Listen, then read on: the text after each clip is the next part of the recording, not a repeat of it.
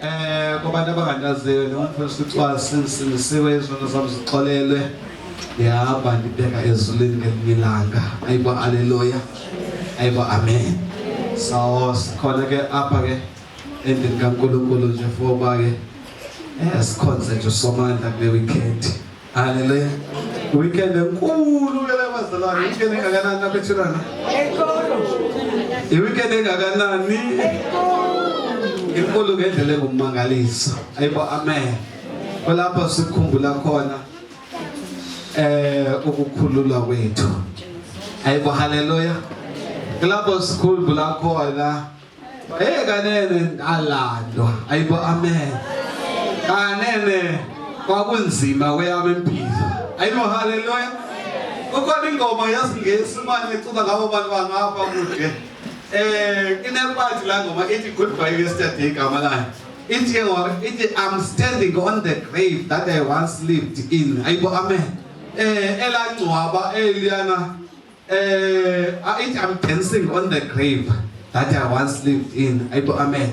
So ngabanye amagama elangcwaba livulelwe mna. Haleluya. Ngoku sendidanisa waphezulu kwalo ngoku enxaba ndikhululiwe. Ayibo amen. Ukhona wafayo endaweni bakufe mna. Hallelujah. So now I'm dancing just because khona wafayo endaweni yami. Ayibo amen enkonzweni. Ayibo amen enkonzweni. Sibeso sikhumbuzo ke sepasike ke ngobazalwane. Inkulunkulu nje esinceda sake sive izwi lenkosi uJesu ngoko. Sibese siyathandaza, sibese siyahamba siyagoduka, siphinde sihlanganele ngomso. Ayibo amen. Le nkonzo ke bazalwane lena esizayiqhuba apha ihamba ngezigaba ezibakwa kunjani lapho kwelaxesha kaYesu. Ayibo amen. uYesu apha uqale ngokubana ayodla umthendeleko nabafundi bakhe lasapha nabafundi bakhe. Ayibo amen. Then from there ke mntakabawo wabese ke yabheka entabeni wabese ke yabheka egadini ekuthiwa iGetsemane. Ayibo amen. Sefika entabeni kwe. Hallelujah njoka noPepe. Ayibo amen. Wabese ke bheka egadini eGetsemane uJesu. Ayibo hallelujah. Then from there eGetsemane samshiya ebanjwa namhlanje. Hallelujah. Simshiye nje kula ndawo ebebanjwa kuyo uYesu. Kusasa ozobe shumayela umuntu uzobe vela ngomso esixelela ke into yobana after ebanjiwe wabhekiswa phi na ngoba kuthiwa waxoxiswa gqitha uJesu. Ayibo amen. Kwawubusuku obusikubo wayexoxa wangalelwanga ngalo xesha elo. Hallelujah. Kwade kwasaphandle mntakaba kuxoxwa kubhizi xoxa le ndaba yakhe lo mfo kuthiwa uJesu. Asixelela ke umuntu ozobe eshumayela ngomso ongu amen. Ayibo hallelujah kwenzene. Sengichaza iprogram ngoba ngasekugqibile noshumayela. Amen. Wasincede ke lo mdlalo lo asixelele ngomso kusasa kodwa ke mina ngizele nje lese ngiyichazile ngoyindawo. Hallelujah. Indaba yomthendeleko not umthendeleko bese amen. La ndaba nje kaJesu yoba esitya isidlo senkosi. Ayibo amen. Ngicela ke sichileni ke incwadi Exodus chapter number 12 esibuyele phayana kuyo ke ncwadi Exodus chapter number 12. Sizake sehle naye ke la verse leya. Ngixolele ke bethunana namhlanje ndicinga uba ngizanyanzeleka ke ndiphole nje. Ayibo amen. So that isicacelo kakuhle yo yonke le nto leyo so that sithi singene epaskeni sibe siyazi because sinabazalwane ke abangazi into. Ayibo amen.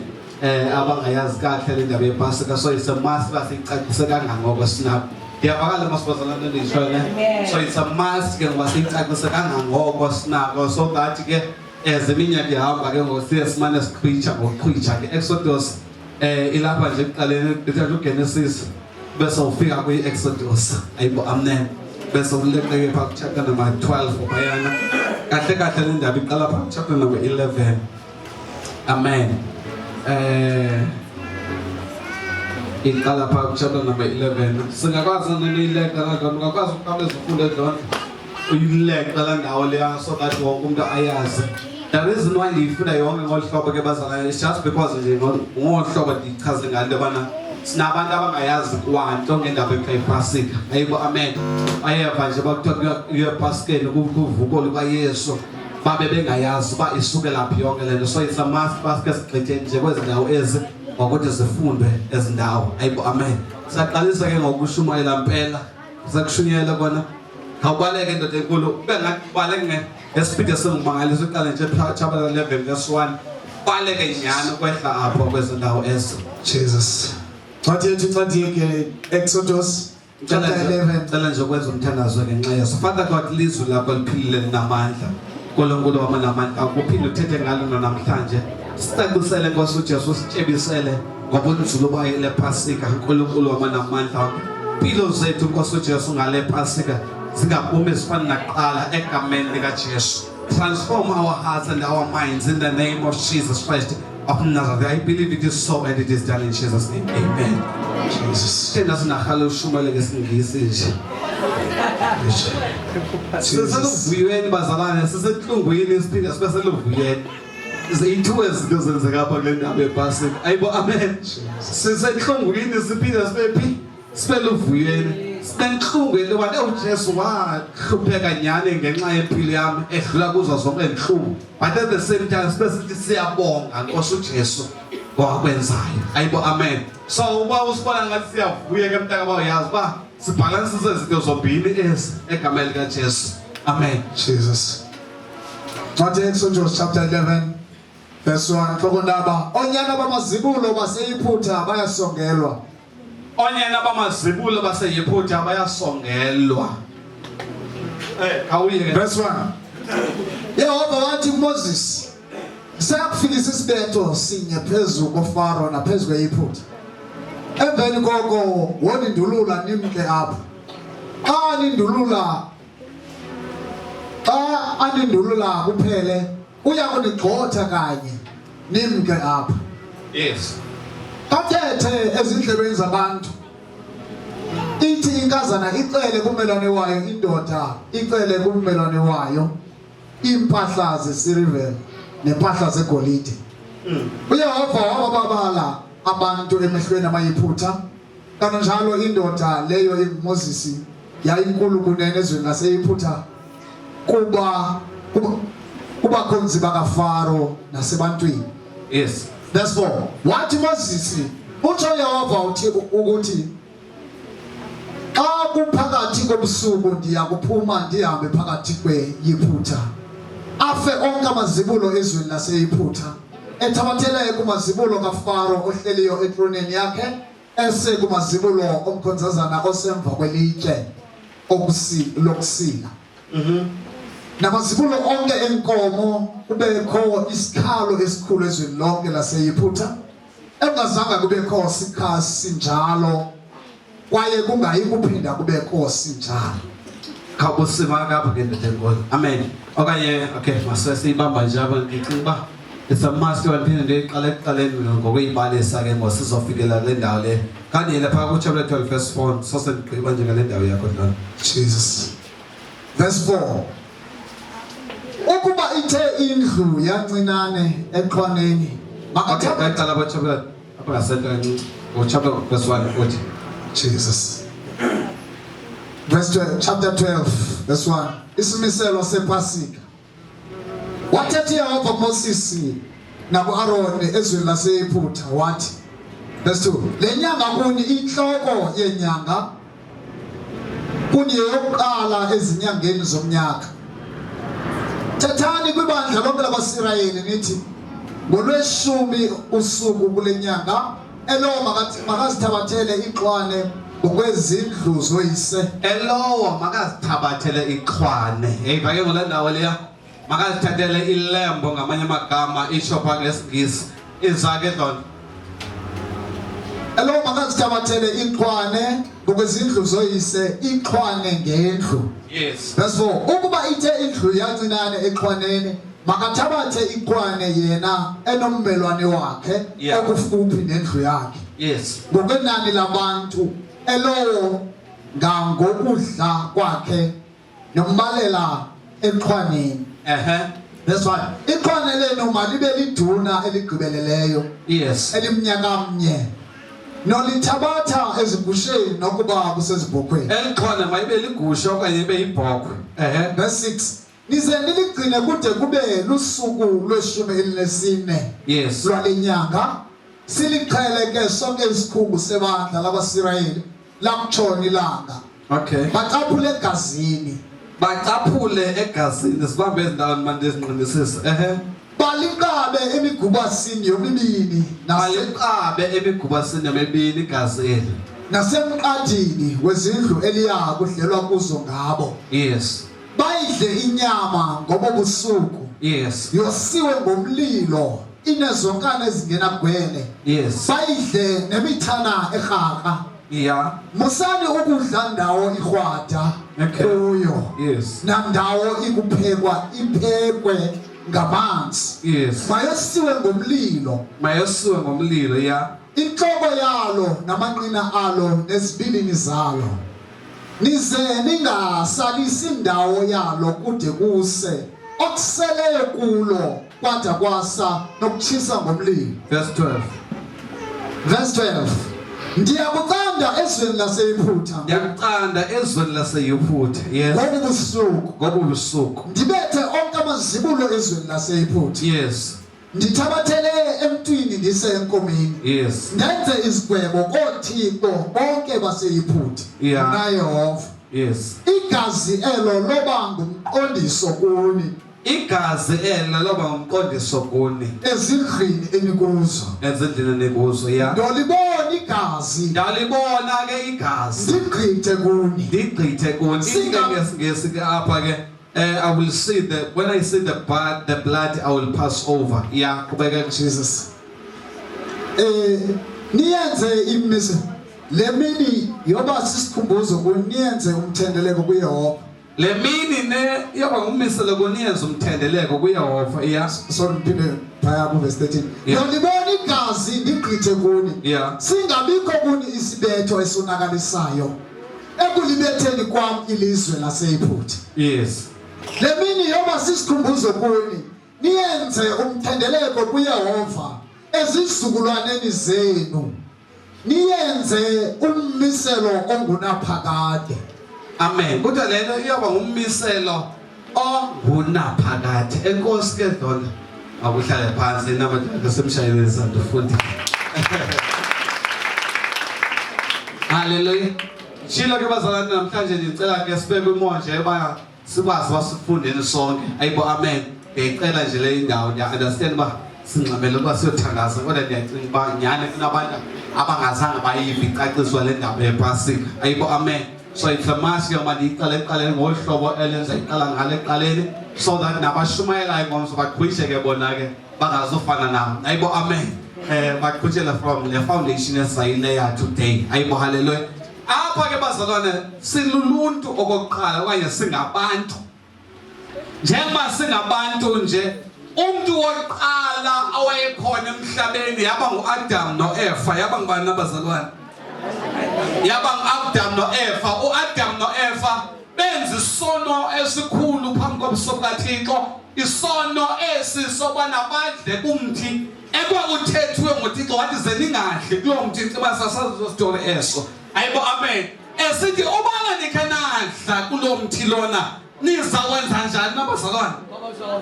Niza kufa. Once nidle lo mthi lona niza kufa.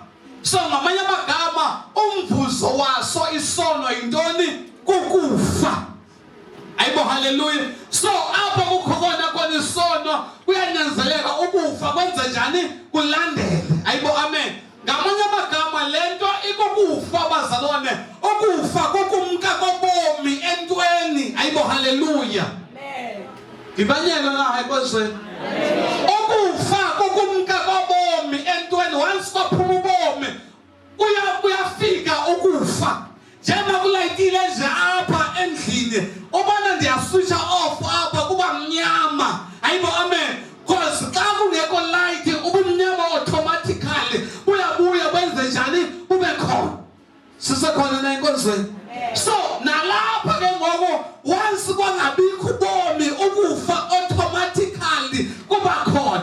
Kwenze njani apha oAdam noEva bayalelwe nguThixo ndinguThixo. Obana ke nikhe nawophula lolo mthetho wami ndinguThixo, niza kuphuma ebomini obu bundim ndinguThixo. Ayibo amen. Manisuka ekumameleni mna ndaThixo, nizongena ke ngoku ekufeni just because animamelanga mna mnikezi wobomi, mna mntu onikeza ubomi. Sisama sonke hayi kwenziwe. So ngokona kwakhe ke uAdam noEva kwanyanzeleka into yobana bakuzisa ukufa phezu koluntu lonke naphezu kwabantu bonke, just because umntu wonile wakhetha into yobana alandele uSathane, wakhetha into yobana alandele indlela zikaSathane. And ever since that day ke ngoku uThixo ebezama ngandlela zonke into yobana endaweni yoba makufe umntu sibetha kufe isilwanyana. Ayibo amen. Ngoba ityala kuThixo aliboni, ngoba yena ugweba njengelungisa ngoba ulilungisa, futhi ugweba ngokulungisa yena nguThixo. So into yoba uyithethile uThixo akakwazi ukuyijika. Ayibo amen. Sikhona bandle.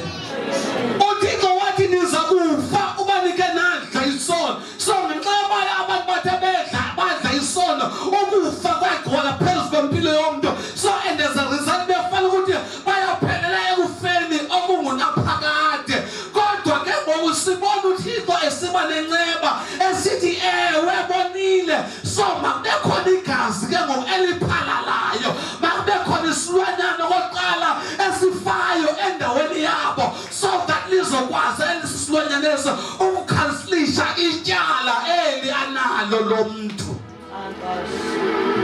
Ayibo amen. Saxhelwa igusha nebhokhwe kwiTestament endala kuzanywa ukwenziwa lento. Ayibo haleluya. Kahle yonke lento siyibona apha ke kule ncwadi yase-Exodus kuzovezwa uKristu phayana, but ngokuvezwa eselichwane okanye elibonakalayo. Ayibo amen. Ulichwane okanye uyimvu ebonakalayo ngamehlo anga enyama. Yonke lonto le yayiveza into esazokubuya ibe khona enguye uYesu. But ngela xesha ele lanto lelamvu leyana yayisisithunzi. Ayibo amen. Sento esazobuya ibe khona. Sisamamelekile kodwa nisahamba kahle nawo. Nisahamba nami nani. Ayibo amen. Now apha ke ngoku sichithe ku-Exodus chapter, Genesis chapter 3. Siyaqhubeka siya Genesis chapter number 12. Masifika Genesis chapter number 12 ku-introduce someone phayana ekuthiwa ngu-Abraham igama lakhe. U-Abraham lona kuthiwa uThixo wena Abraham ndifuna uphume kwabo bantu aba ngoba isono saye saqhubekeka nokwanda. Ngisho nako-Genesis chapter number 6 uThixo wade wabe uzisa phayana nemvula enkulu yokubulala abantu, just because abantu babeqhubekeka nokona besenza izono, ezama usolva le problem yesono ekhoyo kodwa yayingasolveki. Wasuka uThixo wathi ngiyakuzikhethela mna u-Abraham, kuye u-Abraham ndawuzenzela uhlanga olulolwa mna apha kuye u-Abraham, kuyo inzala yakhe u-Abraham. Ayibo amen. Kuyovela uhlanga olutsha olungazubanjwa lona sisono nangamandla esono. Eyiplani kaNkulunkulu ke leyo. Sisakhona naye bandlele. Ayibo haleluya. Bhayibhile ke ngoku ithi xa Abraham ke ngoku waye wakwazi into yobana athathwe nguThixo ayombonisa iKhanani. Xa ke mbonisa iKhanani uthi nani ilizwe ndilinikeza wena nenzala yakho, but kwali lizwe eli abantwana bakho okanye inzala yakho isazokithatha iye ekuthinjweni for 400 years. Bazohlala ekuthinjweni for 400 years bethinjiwe. After that 400 years bazokhululwa kokwakuthinjwa okuya babuye beze apha. Ayibo amen. So efika nje uYosef ke bebethathwa besisiwa eJiphuta. uThixo ufuna ukuzalisekisa into akayithethayo phayana ku-Abraham kwasekuqalekeni. Wathathwa ke u-Israyeli okanye abantwana baka-Abraham bayokhulela kanye baphila kwilizwe laseJiphuta. Kuzovela uMoses ke ngoku apho ngoba kwakufika ixesha ngaloba bakhulume. Sisahamba sonke kodwa kuzofika ke ngoku ixesha loba kuvezwa uThixo aveza uMoses. Eveza ke nguMoses esithi Moses hamba bakhulula abantu bami eJiphuta.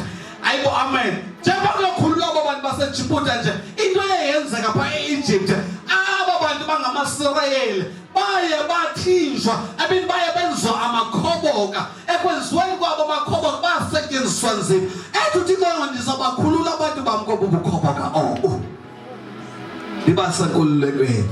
Ayibo haleluya. Ayibo amen enkonzweni. Nisahamba nami kahle nani bayaqala uyivindaba ebhasini sihamba sonke kule ndawo. Okay, masiqhubekeke ngosizapha kule ndawo le. Make ngokuye uMoses efika.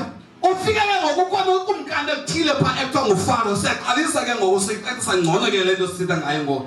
Ufika ke ngokukhona umkande ekuthiwa nguFaro. Lo umkande ngulona owenza into yobana aba bantu abangamaSirayeli bacinezeleke babopheke basebenze nzima babe zislaves.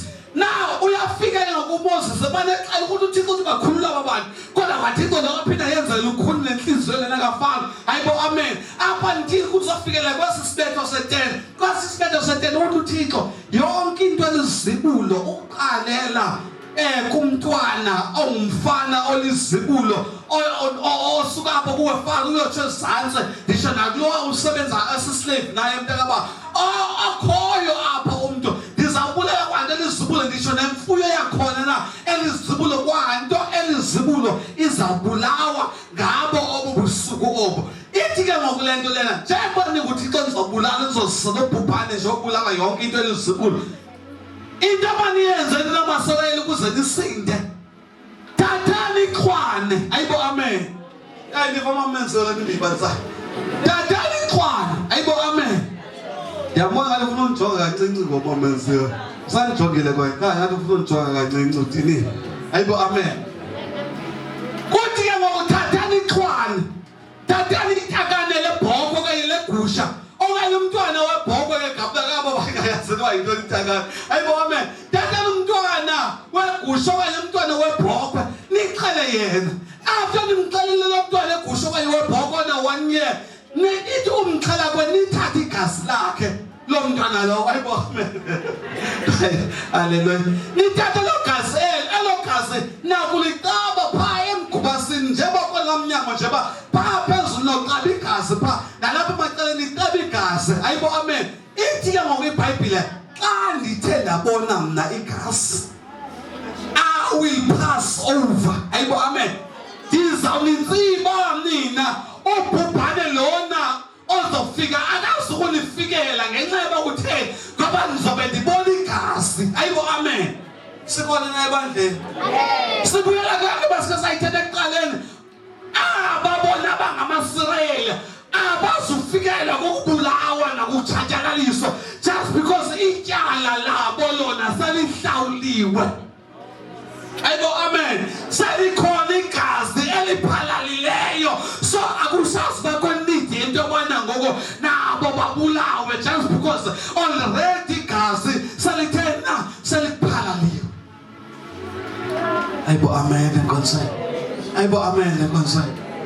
So ithi ngale ndaba sena ngayo isukela apha lento okuthiwa yiPasika ngamanye amagama okayezigezi zofunda lapha eprogramini kubhalwe pha kuthiwa Passover conference. Ithi lento leyo xa ndibona igazi I will pass over. Ndizawudlula ndigqithe ngoba kutheni kukhona igazi elikhoyo apha eseliliphalalile already so there will be no need into yobana ke ngoko ndifune ndifike mna ndiphinde ndibulale ngoba ndiyabe ndenza idouble into ndaba into ke kwapha kwilaw. Ayibo amen. Ndiyabe ndigweba kabini ngoba uThixo akagwebi kabini ugweba kanye. Ayibo amen enkonzweni.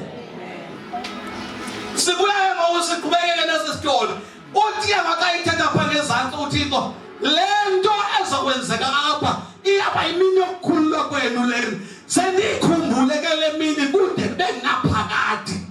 So ngamanye amagama njengoba sikwiPasika namhlanje sisakhumbula into eyenziwe nguThixo ngela xesha lama-Egypt namaSirayeli. Ayibo amen. uThixo khulula amaSirayeli e-Egypt isaqhubekeka loo nto leyo ngoba nathi thina bazelwe ngokukholwa singabantwana bakhe uAbraham asinoba kuAbraham wabakanyama kodwa ngokwakwamoya singabantwana bakhe uAbraham. Sisahamba sonke nabazalwane. Ayibo amen. Ayibo hallelujah. Ayibo hallelujah.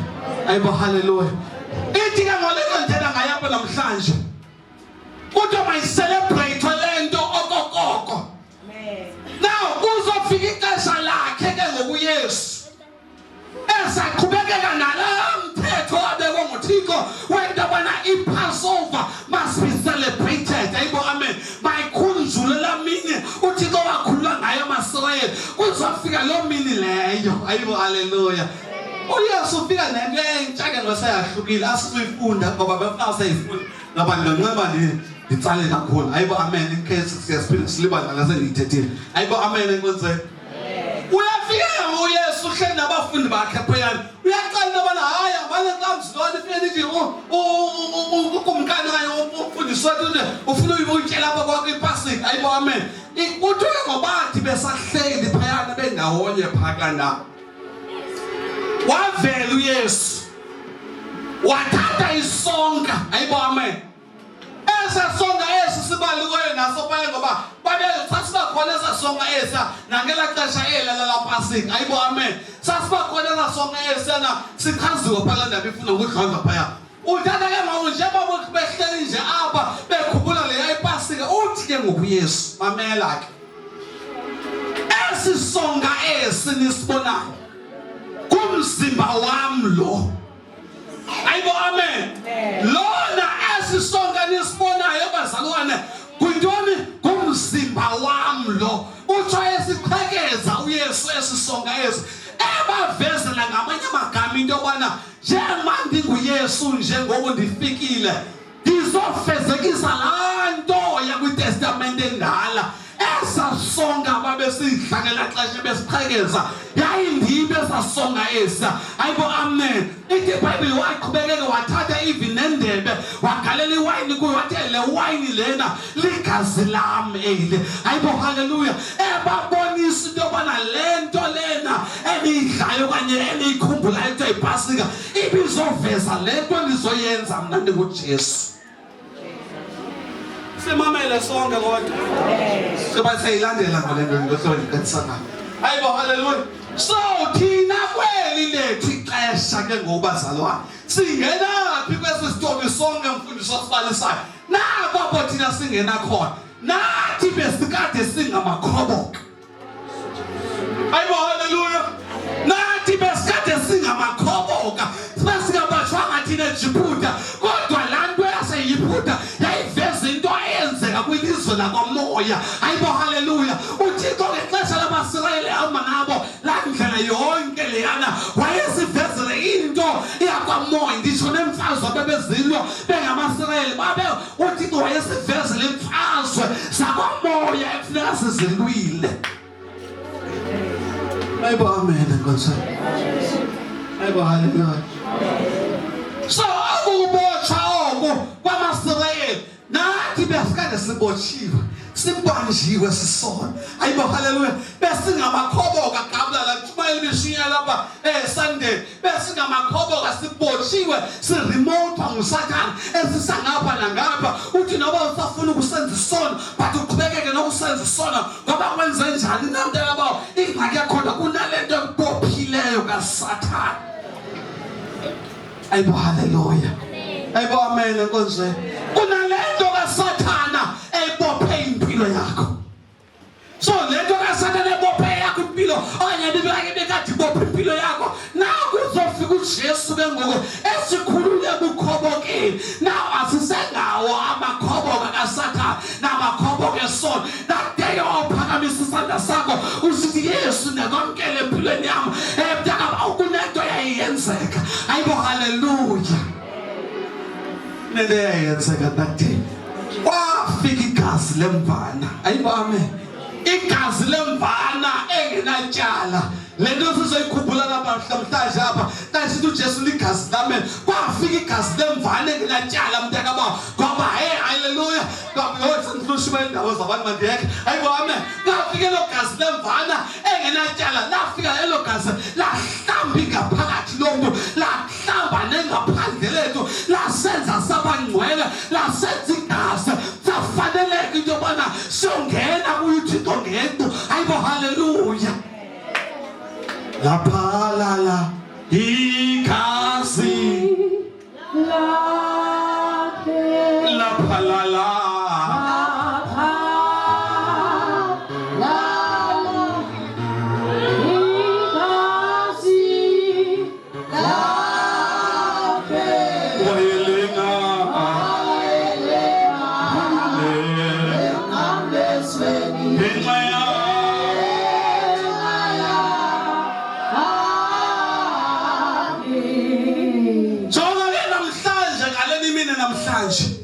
sizokhunjuzwa ngelo gazi elo iqhubeka udlala mfondini ayibo amen sizokhunjuzwa ngelo gazi elo into yobana uYesu xa ke sithi yebo ligazi lami ele tabathandi lona nilisele ayibo haleluya ngoba lela gazi ela uzoveza uKristu into yobana laa ntona nikade niyenza ibiyishado ibisisithunzi ngoku ndifikile ndinguYesu ndizoveza yona nto ekuyiyo.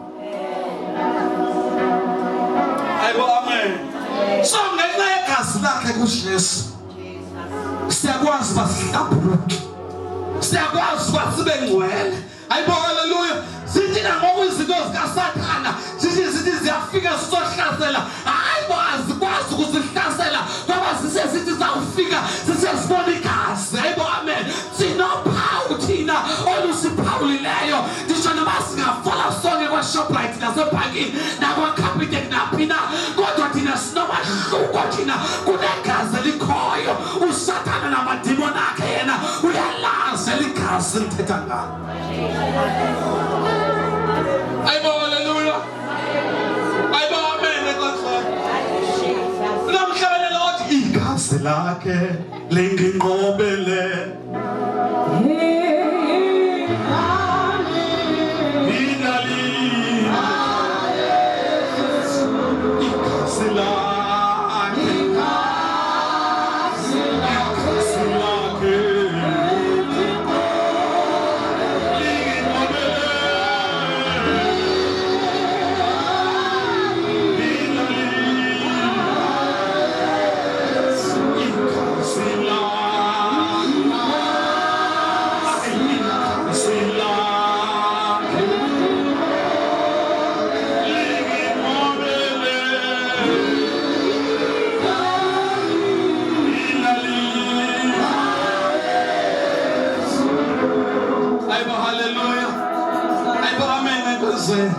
igazi lakhe bazalwane lisinqobele sizokhumbula loo nto nalapha kule Pasika lena le nkonzo yomthandeleko izosikhumbuze into esazokwenzeka ngomso okanye ngoba ubusuku banamhlanje sikhumbula loo nto leyo again into yobana kunendoda eyaleke esiphambanweni ngenatyala ayibo haleluya kunoJesu wafayo efela ityala engalenzanga esife efela indawo yam ayibo haleluya sizokhumbula loo nto leyo sona namhlanje xa sithi uJesu ligazi lamele kumzimba wami lona ayibo haleluya ngexesha sihlaphulayo sasongeza uveza into ezokwenziwa ngomso buye tabe mdakanya bembetha bebenza zonke izinto zakhe zabuhlungu.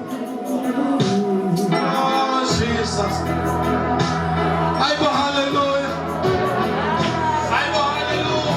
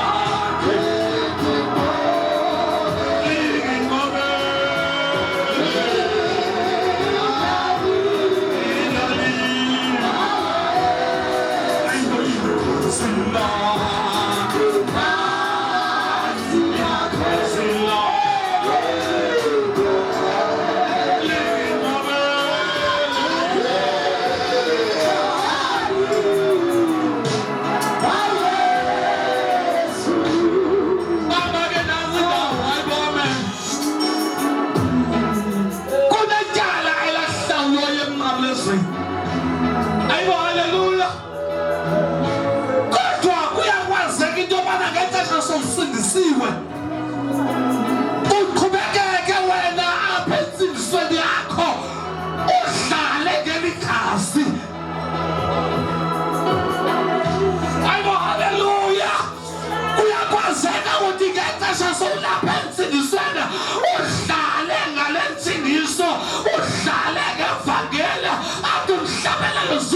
ungadlali ngevangeli. Uyakwazeka ukudlale kahle. Udlale ngegazi eli-precious ngohlobo. Hayi bantu uJesu uyakwazeka into yobana endaba ukuthi xa ichaza le ndawo lifuna ikhonda kakuhle le bhesi ude ibherile ezi sanokuzilahla zihangwini. Hayibo amen. Into elixabiso sanokuzilahla. Hayibo haleluya. Ndazi bantu zazakini noma into nani ikhona le vesi ndiyifuna kodwa ithetha ngale nto ndiyishoyo. Hayibo amen. Ngamanye amagama xa uthatha into yexabiso uyodlala ngayo. Hayibo haleluya.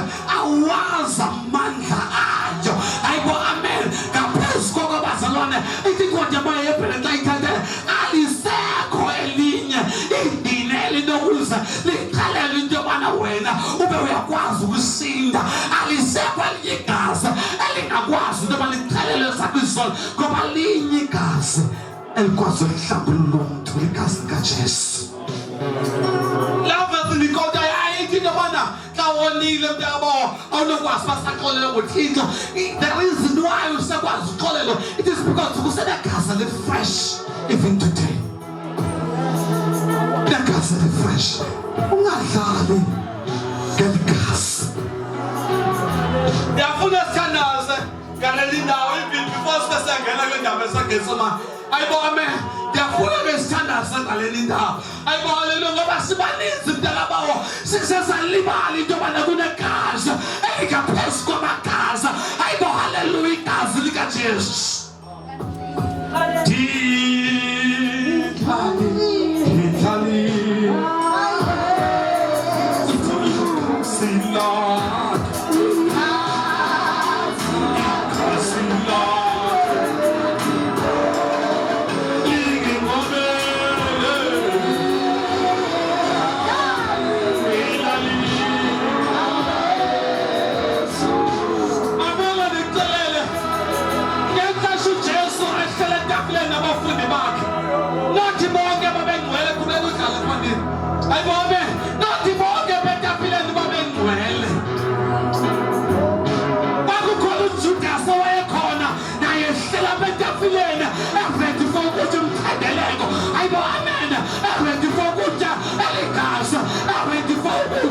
Esisonga kodwa enhlizweni yakhe uJudas wayengekho ngcwele wayefuna ukuthengisa kwangalo Yesu lona. Hayibo haleluya. Sibaninzi sikhona evangelini sikhona ensindisweni sinenhliziyo kaJudas sinenhliziyo yokuthengisa ngaleli vangeli lexabiso lingaka. Sinenhliziyo kaJudas.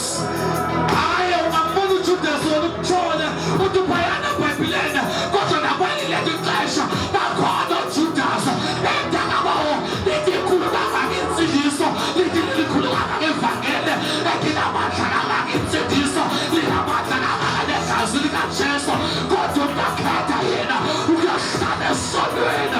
Hayibo haleluya. Ngabo uJudas bazalwane ayithobela kimi uJudas bazalwane wayeyibonile imimangaliso esenza kuJesu. Wayehamba naye uYesu asenzela iqondiso nemimangaliso kodwa iBhayibhile uyiveze inhliziyo kaJudas uba yayinjani na. Iyamveza into yobana uJudas wayelisela noma ehamba noYesu. noYesu thina simbonele ukumbona yena uJudas wayehlala naye ekhuhlana naye imihlaba. Hayibo haleluya. Kodwa wayelisela uJudas. Hayibo amen. Ngoba le ndaba yokuphendeleko kahle kahle ishini inhliziyo yomuntu.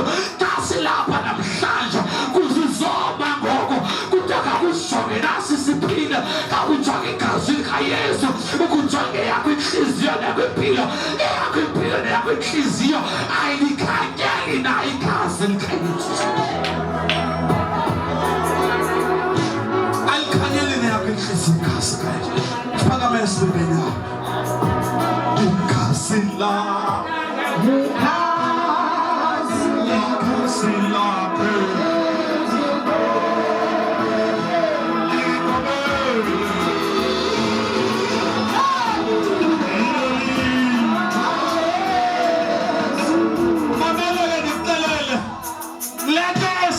Jesu bayana ngexesha hleli nabafundi bakhe etafileni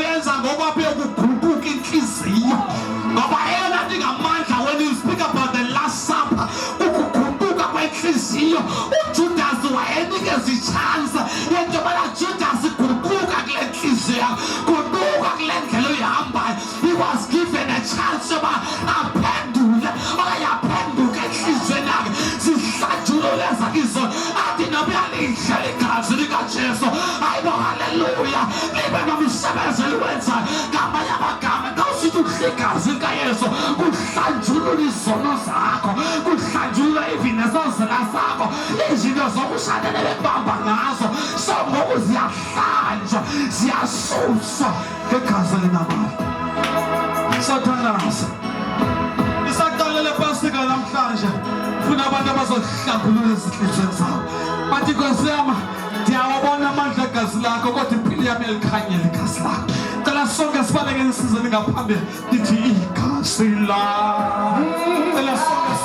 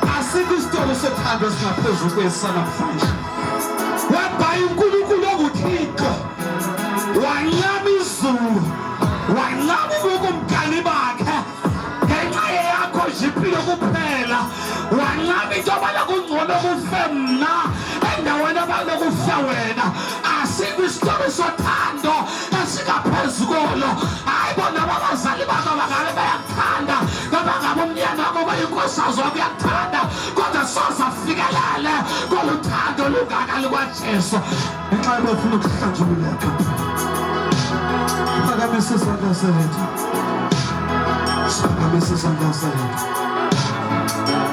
siphakamise isandla sethu hawo Thixolele hawo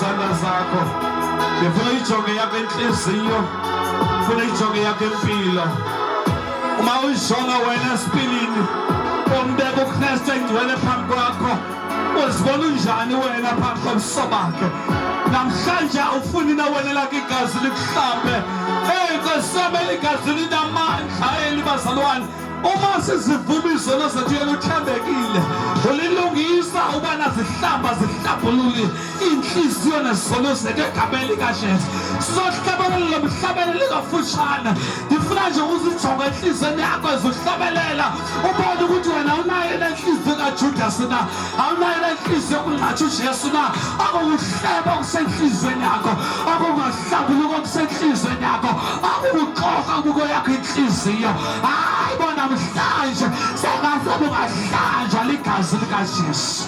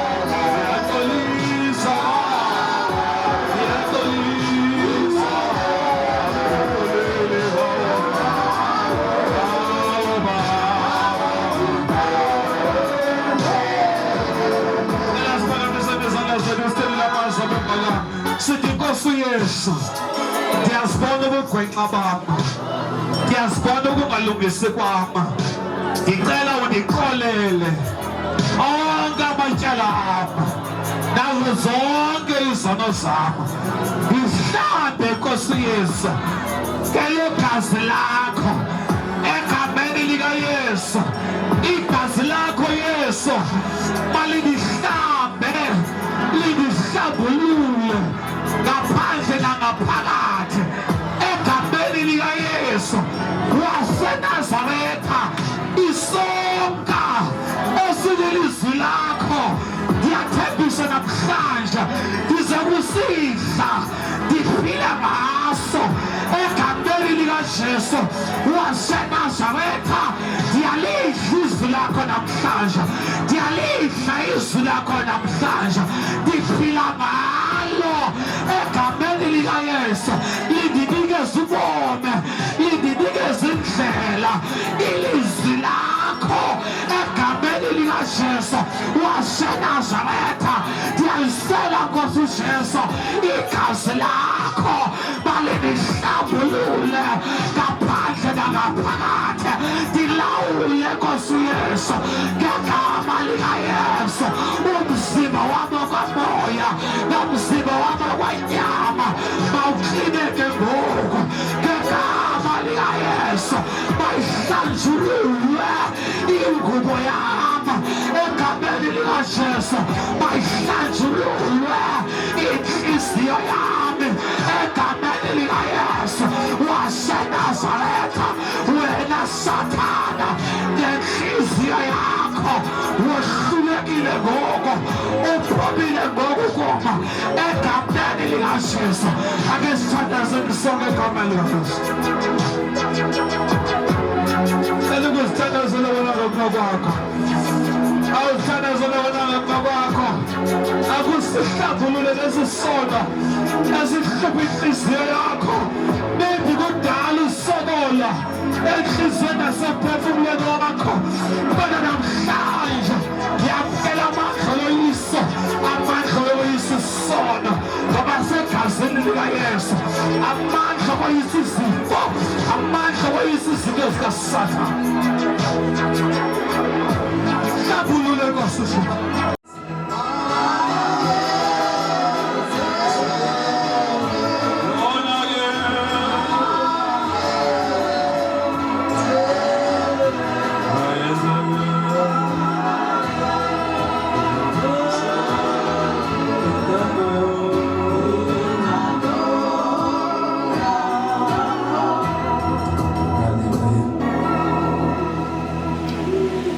Sizaqhubekeka-ke nale service again ke bazalwane. Amen. Ziyithu inkonzo sizawusenza namhlanje sikuleya segetsemane ngo-April. Amen. Besilapha kuncedeke bekuMateyu chapter 26 bese-26 ngoku 26 which is chapter 26 verse 26 yiyo lesisuka kuyo ngoku. Ngoku singena phaa ku-36 ke ngoku. Amen. Chapter 26 verse number 36 singena phayana ngokuna eli ixesha. Ayiba. Amen. Sashumayela nje naleli ilizwi libazalwane. uYesu nje asinceda. Ayiba. Hallelujah. Matthew chapter 26 chapter 2 verse 36 ngoku. Amen. Sacela ke ukuphinde undifundele ke ndlondlo.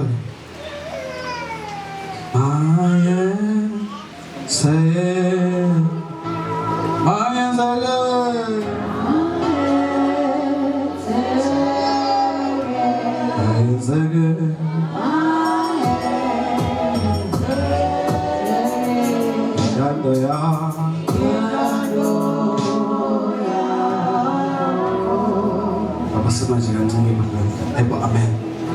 Apha ke bazalwane njengoba besiboshumayela ngoku bese chaza besummarize lento ezaqala ukwenzeka ngokubheka phambili. Ayibo amen. So ngoku kulena ngokwiverse apha kulapha uJesu azoqalisa khona ukwenza lo msebenzi esenokubalisile ngoko apha. Ayibo amen. Ukubheka phambili kulotsho ngecawe. Hallelujah.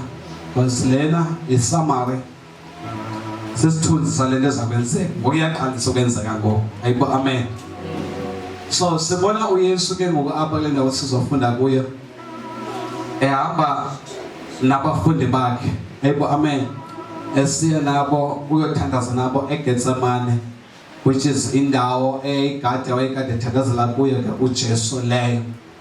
So njengoba wayephayana kulaa gadi nje wathatha abafundi bakhe abathathu wahamba nabo esithi ke kubo ake sihambeni kuke ndiyothandaza. Ayibo amen.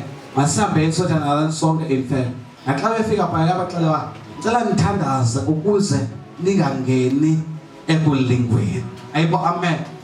Ayibo hallelujah. So ngicela ke ndodana undifundele ke ngoko seliyibalisile le indawo Angala ngoba chapter 30 verse 39 ngethemba. Jesus.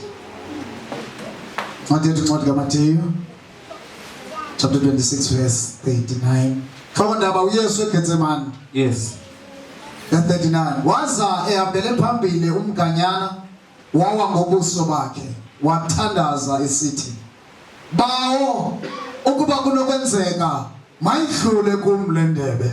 Bawo ukuba kunokwenzeka mayidlule kum le ndebe.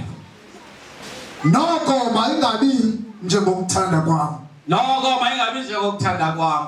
Makube njengokuthanda kwakho. Kodwa makwenzeke yakho intando. Verse 40. Uyaza abafundi bakhe abafumane belele. Uyaza abafundi bakhe afike belele. Athi kuPetros, ninjena okungalindi nako ukulinda nam nexa elinye. Yes. Lindani nithandaze. Lindani nithandaze. Ukuze ningangeni ebuhendweni. Ukuze ningangeni ebuhendweni. Umoya wona omnene unetumekelelo. Yes. Keyona inyama ithambile. Yona inyama ithambile. Ayibo amen. Inkosi kodwa ngahlala phansi. Singena ngokwapha abazalwane kuleli ndawo webhayi uJesu eqalisa ukungenwa inhlungu yomnqamlezo. Ayibo hallelujah. Besemo swa besiphanga senhla nje kwilasapho webhayi bebalisa into yobana lanto benikade niyenza phanga phambili beniyenza ningayazi bayintoni kodwa ngoku uqaleka ukwenzeka lanto iphanga phambili pha. uJesu uqalisa ukungenwa inhlungu yalo msebenzi azowenza apha emhlabeni.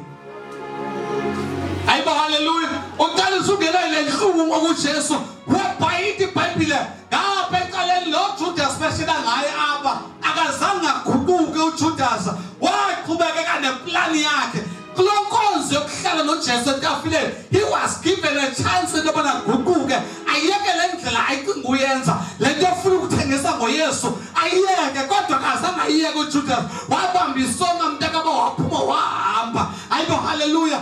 Ekuhambeni kwabo wahamba wayohlangana nabantu abakhulu babemmonela uJesu bayala wabaxelela into yobana nindine naw ndinika ntoni uma ndimnikele ezandleni zenu uJesu. Ayibo amen. Yaqhubeka kwi-negotiation bathi bazomnikeza i-30 silver coins. Ayibo amen. Kuthiwa imali ke ngalo xesha noke yayibhadlile ke ngelo xesha elinjani. Hallelujah. Wayifumana le mali lena uthi ke ngoxa ithetha pha uba lo ndithe namanga ke ngonokwazi kwanguye lo Yesu sohlangana naye. Ayibo hallelujah. Ndibalisa licala lenza kwelicala ngapha kwelicala njengoJesu kuplothwa ngaye ngabe uhlala inhlanganiso ubana sizambamba kanjani lo Yesu lo ngapha eqaleni ongenwa inhlungu yomnqamlezo.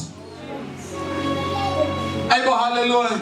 Uyabona ngokuYesu umnqamlezo naku ujongene naye. Ayibo hallelujah Nkosi yami. Ayibo amen. Hallelujah. Jonga bazalwana uYesu this time ungcwele uclean akanaqhaphaza la son. Kodwa noba ingcwele eclean engenalo neqhaphaza le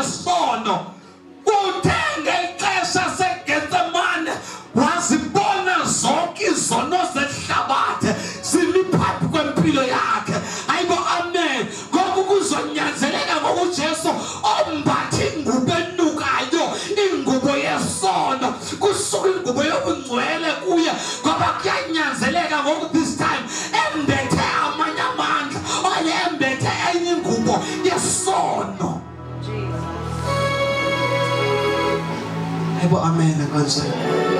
Ayibo hallelujah. Ayibo hallelujah. Unyanzeleka uJesu mbethe ingubo yesono. Ngexesha uYesu bazalwane oh ngasa nayenzeke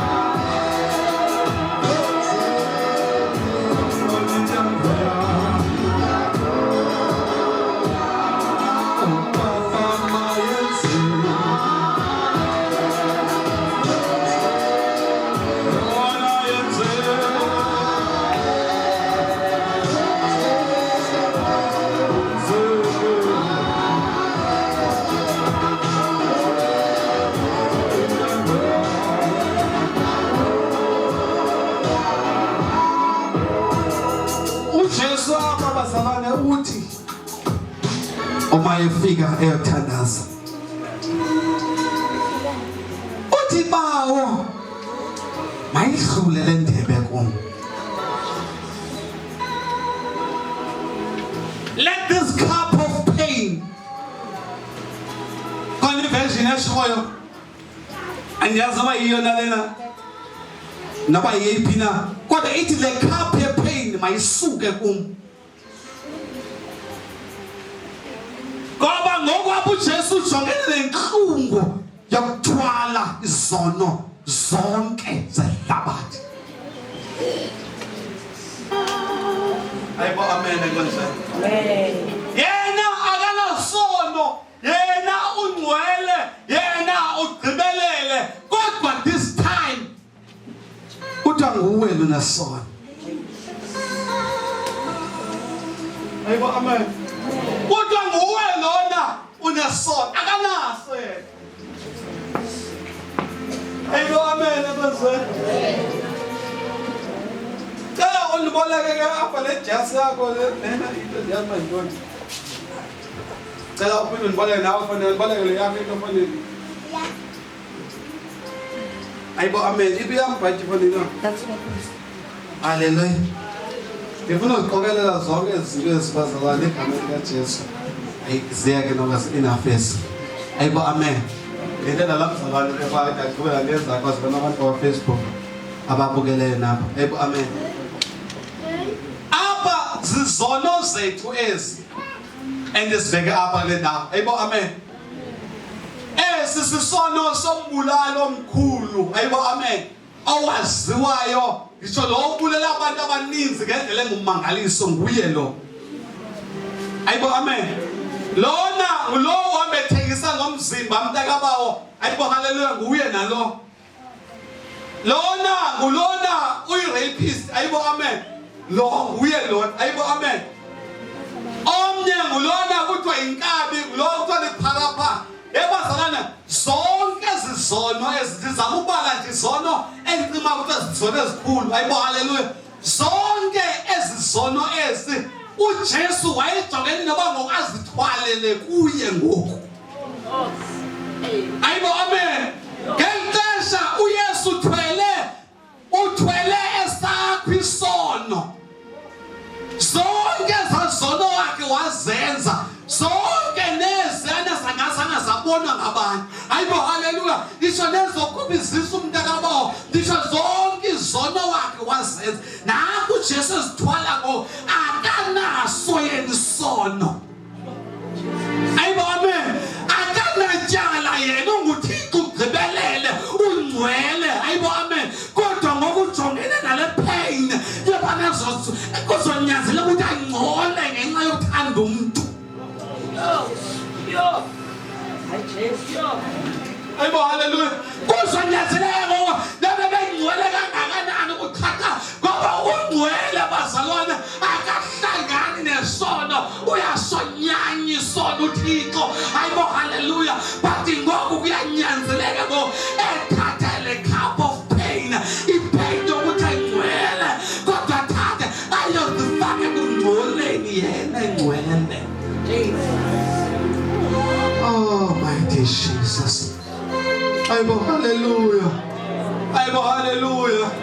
Eluthetha lamazwi nje abazalwane nje kama nganyanyeka komnye umuntu. Hayibo amen.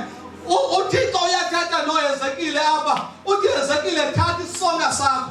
Esisonga sakho ese uzusoje. Hayibo amen. Ngoba ngamalongwe omuntu. Hayibo amen. So which is one number 2, that number 2 wako. Uthi Ezekile basu number 2 lona, and then watch his song and then basawusinde songa eso senjalo. Hayibo amen. Ngela xesha uThixo uveza ukonyanyeka kwesono. Ubasonyanyeka kangakanani na isono. Hayibo amen. Enye verse kwayilena nayo enyanyekayo nayo eveza ukonyanyeka kwesono. Ithi xa ubuyela esonweni buko wasosekile ufana nenja eyihlanze and then iphinde udle umhlanzo wayo. Iyanyanyeka bazeniya ihlasimisa umzimba lelo nthetha ngayo ngapha. Hayibo amen. So kodwa iveza ukonyanyeka kwesono. uJesu bona ukonyanyeka kwesono kuyanyanzeleka ukuthi benguye ozothi jumpo ayongena kulosuku esileyo ngoba eyolanda yakho impilo neyami. Eyongena ngoba bomdaka kunjalo ngoba bonyuko nje kubunjalo. Uthi andithandi lento endizakuyenza. Ipain lena kungoba ngingcwele angiyazi Dr. Zisono anizange ngangena esonweni anizange ngaphila kwisisono kodwa ngoba ipain le Thixo ngiyacela idlule le pain apha kum. Bayidlule le pain. Le pain yobana ndizobanga ngole sono ndingenasono bayidlula apha kum Thixo le. Bayidlula.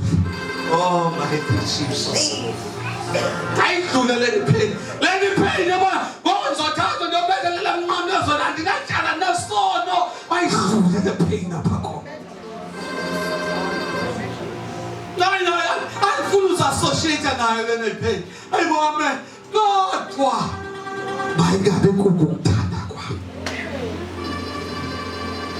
Makwenzeke yakho intando. Oh Jesus. Noma ngiyafuni mina ukuyenza lento kodwa uba kuyintando yakho kulungile kuwe nakuyenza. Mayenzeke.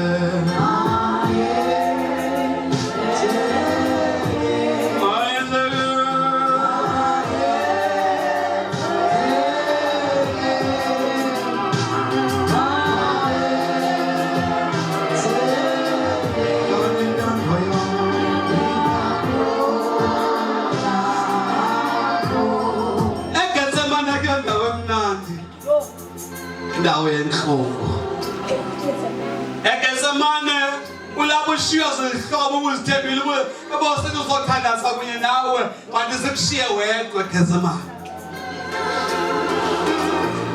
Hayibo amen.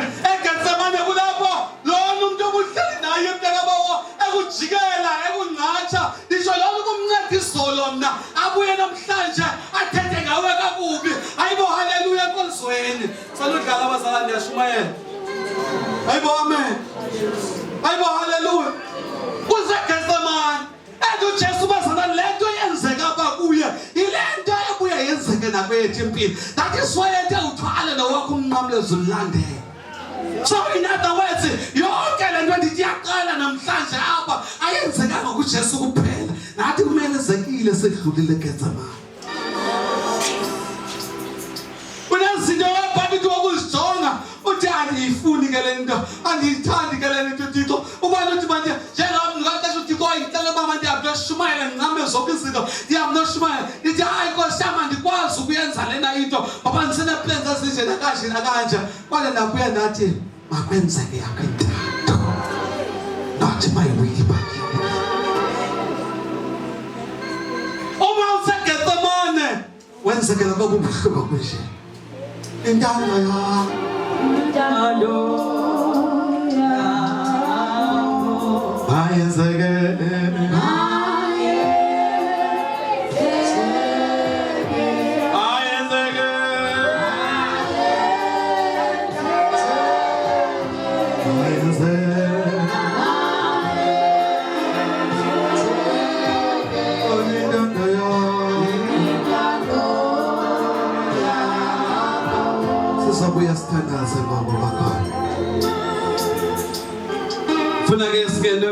inhlungu kaJesu so that uthi nokufuna ukwenza isono ukhumbule into yobana kunowahluphekela impilo yakho kunaJesu owahluphekela impilo yakho kuneYesu owevuka ubuhlungu engenantshala engenasono ngenxa yoba wayifuna yami impilo isinde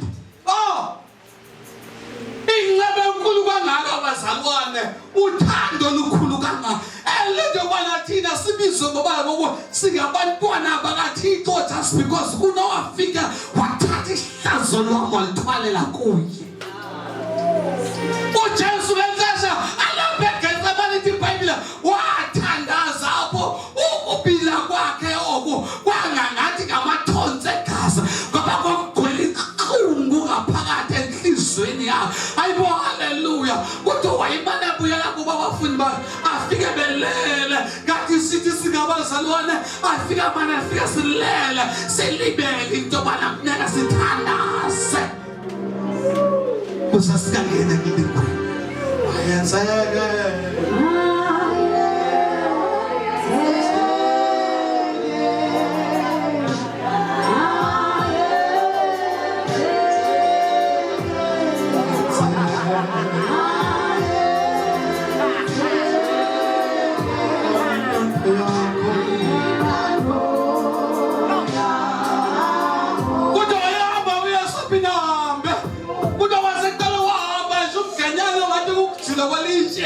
wawangobuso apho waqalisa wathandaza wathi ubibuthandazo waphinda wabuya waye wafika abafundi bakhe belele waphinda wathi mawavuke waphinda wahamba for 3 times esenza lo msebenzi lowo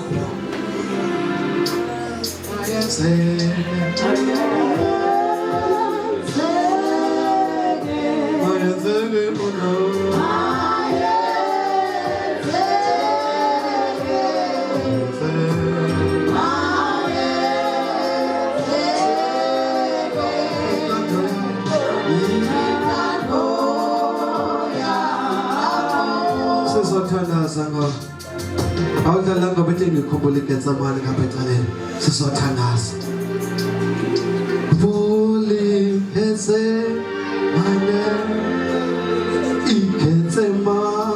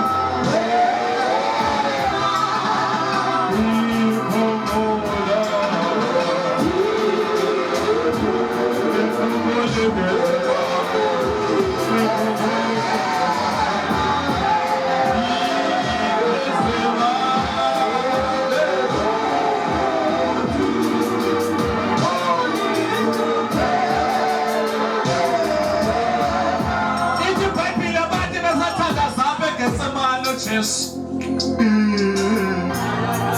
Ukhumbula uyaphisha. Bathi besethandaza apha eGetsemane. Wathi uJesu lifikile ngokwexesha. Lapho unyana womntu anikelwe ezandleni zabo bantu.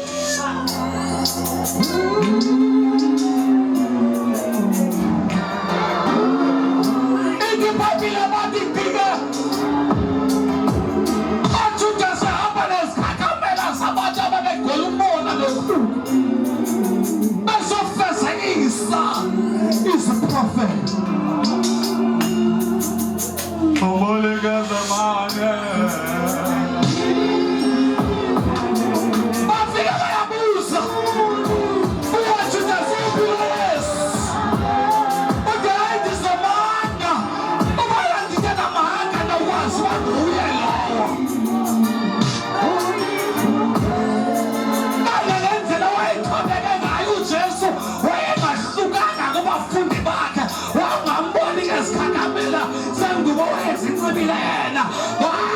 Hallelujah.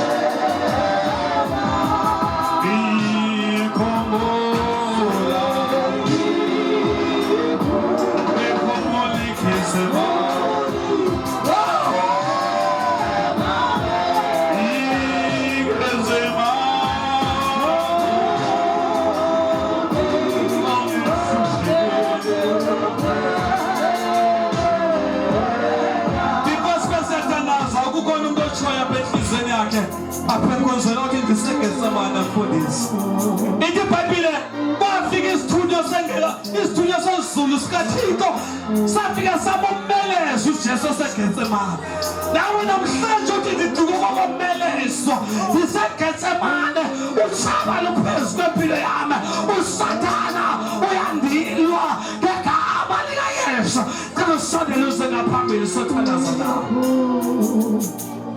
ngayele mina namhlanje uthi ndifuna unikezwa amandla amasha andifuna ukushiya ngaphandle sizoqhubeka sanazana le nto andifuna ukushiya ngaphandle nawe otshoyo wathi ngicela ngithandaze nawe segetsemane